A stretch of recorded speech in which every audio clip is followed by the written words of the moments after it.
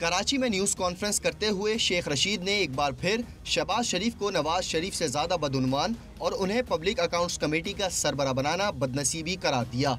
वजीर रेलवे ने नून लीग के साथ पीपल्स पार्टी को भी निशाने पर रखा और निशानदही की कि आसिफ जरदारी पर तो नवाज शरीफ से लाख गुना खतरनाक केसेस हैं।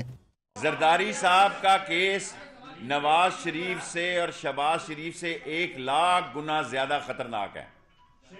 जरदारी साहब को कोई जौन सी मर्जी मखलूक हो, अल्लाह ना बचाए तो कोई नहीं बचा सकता। शेख रशीद ने बताया कि सर्कुलर रेलवे की 43 किलोमीटर लाइन के इर्द गिर्द से 13 किलोमीटर रास्ता तजावुजात से पाक कर दिया गया है। उन्होंने वजीर आला सिंध से KCR का फ्रेमवर्क तय करने की भी अपील की। इसकी फिजिबिलिटी बन गई है, इसका डिजाइन बन गया है, इसकी फ्रेमवर्क नहीं तय हुआ।